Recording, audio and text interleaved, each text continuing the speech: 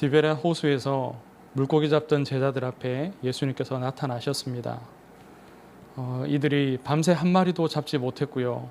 그런데 예수님의 말을 듣고서 배 우편에 그물을 던지자 그물을 들 수 없을 만큼 많이 잡게 되었습니다. 그제서야 제자들이 예수님을 알아보게 됩니다. 성격이 급한 베드로는 잡은 물고기는 안중에도 없습니다. 배를 육지에 대기도 전에 물로 뛰어들었습니다. 예수님 만나러 간 거죠.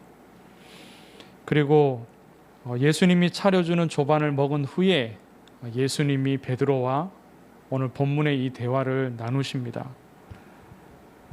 내가 나를 사랑하느냐 이렇게 3번 물으시죠. 본문에 보면 조반을 먹은 후에라고 말씀하고 있죠. 만약에 조반을 먹기 전에 예수님이 이 질문을 하셨다면 마음에 걸려서 아마 밥이 제대로 넘어가지 않았을 겁니다. 그런데 첫 번째 질문을 하실 때는 조금 달리 물으셨습니다.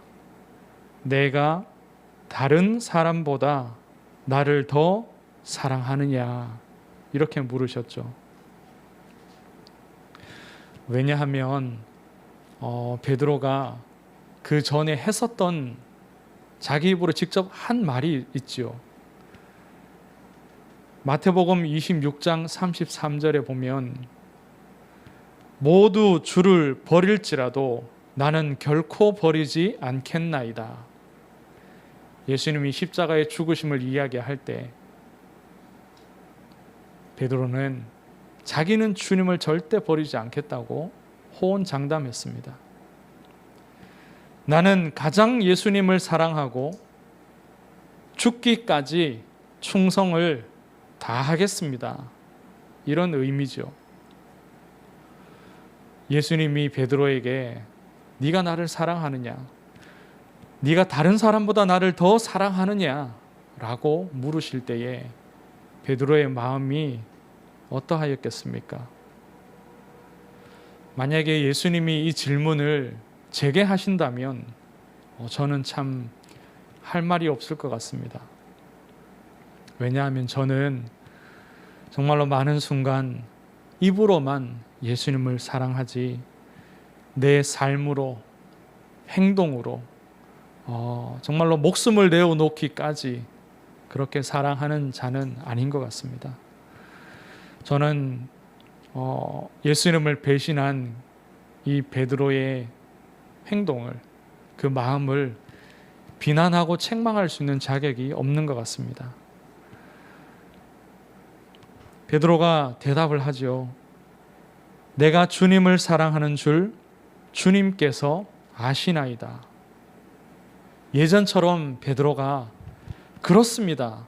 내가 여기에 있는 다른 제자들보다 더 주님을 사랑합니다. 그렇게 말하지 않지요. 주님을 사랑하지 않습니다. 아시지 않습니까? 그렇게도 말하지 않습니다. 베드로가 주님을 사랑하는 것은 분명하기 때문이죠. 실제로 베드로는 주님을 사랑했습니다. 처음 예수님을 만났을 때에 예수님이 베드로에게 말씀하시죠. 나를 따라오너라. 내가 너를 사람 낚는 어부가 되게 하리라. 베드로가 어떻게 했습니까? 그물을 버려두고 자기의 생업이고 자기가 할 줄 아는 것은 이것밖에 없는데 그것을 던져두고 예수님을 따라갔습니다. 그리고서는 예수님의 수제자가 되었죠. 가장 예수님의 말씀을 잘 알아듣고 또 깨닫고 그래서 예수님이 하나님의 아들 그리스도이신 사실도 고백하였습니다. 물론 하나님의 은혜로 그렇게 되어졌죠. 오늘 본문에 이 직전에 지난주에 받은 말씀이죠. 요한복음 21장에도 보면 예수님을 만난 그 자리에서 예수님이신 것을 알자마자 생각할 겨를도 없이요 물에 뛰어들었습니다. 얼마나 예수님이 보고 싶고 만나고 싶은지, 얼마나 예수님을 사랑하는지. 물고기 잡던 사람이 밤새 수고해도 한 마리도 잡지 못하다가 많은 물고기를 잡았는데 그 물고기가 눈에 들어오지 않습니다. 전혀 기쁘지 않은 겁니다. 어서 예수님 만나고 싶어서 물로 뛰어들었습니다. 그만큼 예수님 사랑하고 또 성격이 급하기도 하죠. 오늘 이 본문의 말씀 속에서 우리가 분명히 알아야 될 사실들이 있습니다. 첫째는 우리 자신에게는 주님을 사랑할 힘이 없다라는 사실입니다. 베드로에게도 없었고요. 이 자리에 앉아있는 우리에게도 없습니다. 힘이 있어야 사랑할 수 있습니다. 그 사랑을 이룰 수가 있습니다. 그러나 사람인 우리에게는, 사람인 베드로에게는 그 힘이 없는 것입니다. 물론 자녀를 위하여서 부모가 평생 희생할 수도 있고 또 나라를 위하여서 싸우다가 죽을 수도 있습니다. 그것도 사랑이죠. 자녀에 대한 사랑이고 국가에 대한 사랑이고 충성입니다. 그러나 사단을 이길 수는 없습니다. 사단이 주는 두려움과 세상에 대한 그 염려와 걱정들을 우리는 이길 수가 없습니다. 절대로 이길 수가 없습니다. 평상시에는 사랑하는 모습들을 많이 보였고 또 그 중심을 모든 사람들이 안다 할지라도 사단이 역사할 때에는 그 사랑을 이룰 수가 없는 겁니다. 누구보다도 주님을 사랑했고 행동으로도 그것을 보였습니다. 제사장의 수하들이 예수님을 잡으러 왔을 때 많은 사람들이 예수님과 그 제자들을 둘러섰습니다. 둘러쌌습니다. 그때에 베드로가 예수님 사랑하기 때문에 용감하게 칼을 꺼내어서 그 무리 중에 한 사람의 귀를 내리친 거죠. 이러한 사랑도 생명을 내어 걸고 충성하는 그런 사랑입니다. 그러나 불신앙을 이길 수가 없습니다. 끝까지 그리스도를 따를 수는 없습니다. 사단 앞에 무릎을 꿇을 수밖에 없습니다.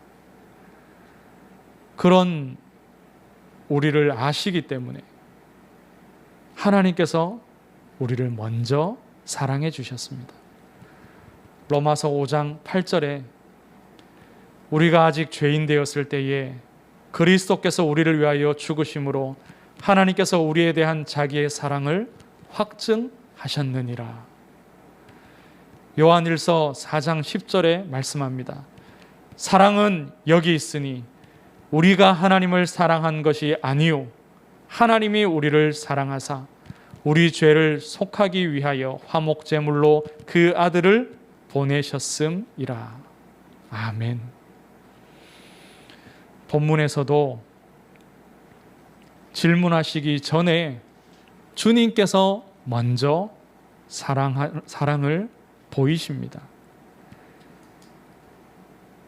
그토록 호언장담을 하고서 예수님을 배신해버린 베드로를 예수님이 다시 찾아오셨습니다.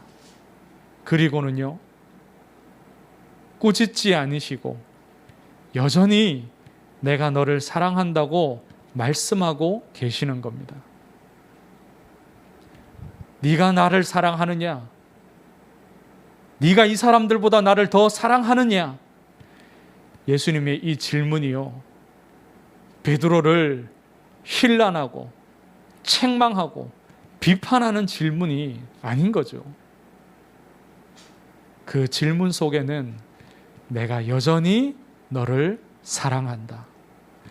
여전히 너는 나의 제자이다. 여전히 너는 나의 가장 귀중한 일을 맡아야 된다. 내가 너를 사랑하기 때문에 그 중심이 담겨 있는 겁니다. 그리고 둘째로 우리가 알아야 될 사실이 뭐냐? 예수님께서 우리에게 맡기시는 가장 중요한 일이 있습니다. 내 어린 양을 먹이라. 내 양을 치라. 주님이 하셨던 사역이죠. 주님이 해오신 사역입니다. 그 사역을 맡기시는 겁니다. 왜냐하면 예수님께서 우리를 사랑하시고 우리를 신뢰하시기 때문에, 그래서 가장 중요한 그 일을 맡기시는 겁니다. 주님께서 우리를 찾아오셔서 우리에게 복음을 주시고 우리에게 은혜를 주셔서 구원하시고 하나님의 자녀 삼으셨습니다. 그리고는 증인으로 세우시고 전도자로 세워주신 겁니다. 우리가 자꾸만 말씀 놓치고 깨닫지 못하니까요. 반복하고 반복해서 계속해서 그 그리스도의 복음의 말씀을 가르쳐 주십니다. 3년 동안 공생의 사역 기간 동안 이 제자들이 예수님으로부터 얼마나 많이 그 천국 복음의 말씀을 들었습니까? 그런데도 도무지 깨닫지 못합니다.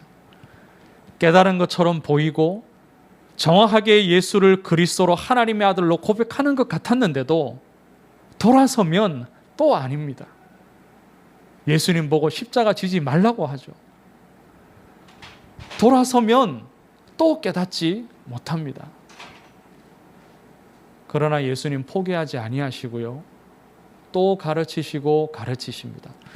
부활하시고 난 이후에도 제자들에게 이 구약으로부터 구약에 기록된 그 선지자들의 말씀들, 하나님이 그리스도를 이 땅에 보내시는 그 말씀들을 또다시 가르치셨습니다. 왜 십자가에 죽으시고 왜 부활하셔야 하는지를 또 가르치셨습니다. 결국 깨닫게 하시죠. 그리고 결정적으로 성령을 보내십니다. 예수님이 모든 사역과 말씀들을 마무리하시면서 마지막에 하신 말씀이 뭐냐?